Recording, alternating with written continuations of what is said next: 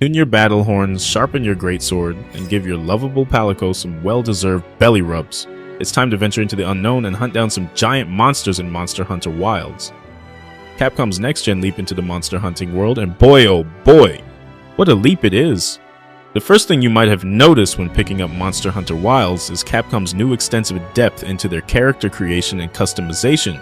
The series always prides itself on creating a dynamically unique, custom character, but here they stepped it up several notches to give each player the option to make a truly diverse set of characters. I'm not exaggerating when I say, it took me little over an hour to create my ideal hunter, and over half that creating my adorable Palico. Once I unlocked my secret in base camp, I spent even longer making everything all cozy for each expedition.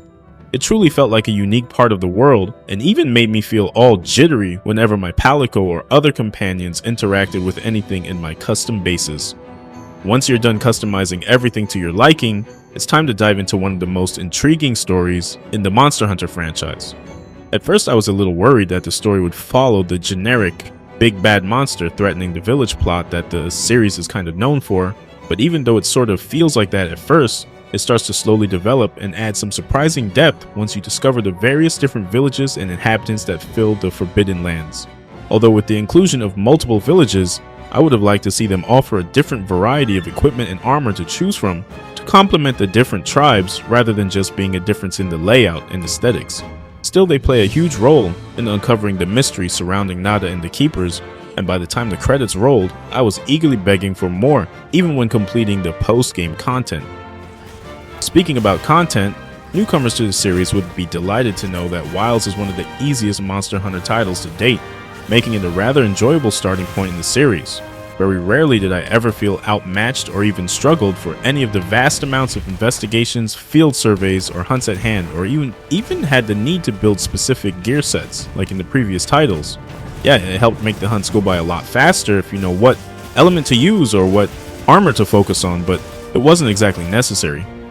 Most of the time I just built whatever looked cool and still managed to trample anything in my path.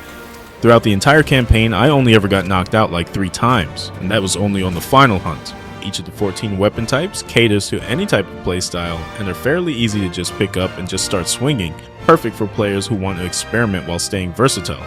Want to be a powerful tank? Switch axe or lance. Prefer to be a nimble damage dealer? Dual sword or insect glaive. Need to keep your distance? Heavy bowgun or bow. No matter what your playstyle might be, Wilds has you covered, especially with the new inclusion of being able to store an extra weapon on your secret. Feel like your current weapon isn't doing much to the monster? Call over your secret, swap your weapons, and approach with a new strategy. Personally, I loved going in fast and close with the dual blades, then swapping over to the bow if I needed to keep my distance. This new addition to the classic formula perfectly encapsulates Wilds' new approach for newcomers, even more so once players master the new wound mechanic. By dealing continuous damage on certain sections on the monster, you could create a wound. Hunters can perform a focused yet oftentimes amazing combo on this wound to either deal massive damage while temporarily immobilize the creature, allowing your team to quickly turn the tide in any situation. Just wish Capcom took the same approach to the graphics, unfortunately. Sometimes you can truly see the beauty that Capcom's RE engine brings to the series, with luscious environments and incredibly detailed character models. Even subtle effects like the sand brushing up as you race across the desert, or visible damage to monsters when repeatedly striking at an area bring this incredibly amazing world to life. Other times, however, some of the character models seem to dip in quality, reverting back to something you'd see in the early PS4 era. It doesn't happen often, but it's painfully obvious when your hunter speaks with certain NPCs or equipping certain gear. Monster Hunter Wilds is another excellent addition to the series, especially if this is your first time joining the hunt. Hardcore veterans might find this to be an easy ride, but it's perfect for those who rather have a more casual and easygoing hunting experience.